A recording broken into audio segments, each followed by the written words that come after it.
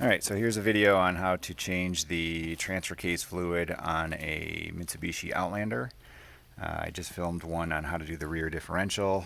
Figured I'd film the front as well. Mine is a 2016 GT, which makes it the super all-wheel control system. So it has that active front diff.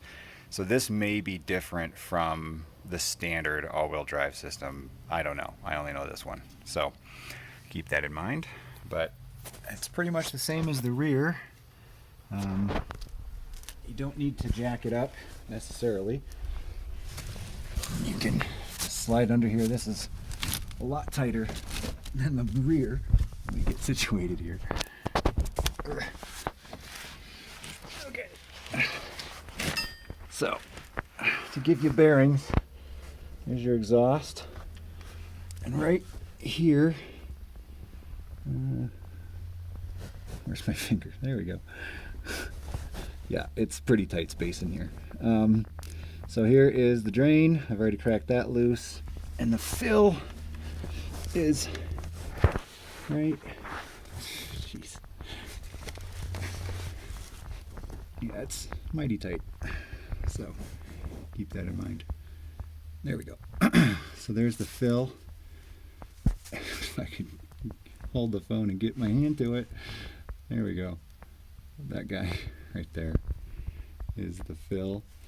So just like the rear, you want to get the fill off first, because if you drain it first and you can't get that fill off, especially up here, because this is so tight, you want to make sure you can get the system refilled. So make sure you do that first, then do the drain.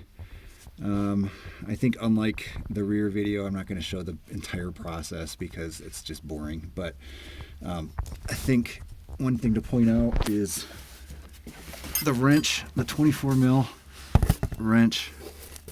This is just a box end wrench from Home Depot. It was able to fit up there. Dropping tools on my face. Okay, let's see if I can get this. Oh, whatever. You get the idea. You can get it up there. It just barely fits. There we go. See? So it is possible. So there you go. So I was able to get that, and then you'll just, when you fill it, weasel the tube up in there and get it refilled. This should use about the same as the rear, about half a quart, and that should be it. I'll make this one shorter because I showed the whole process in the rear and there's no reason to show the whole thing.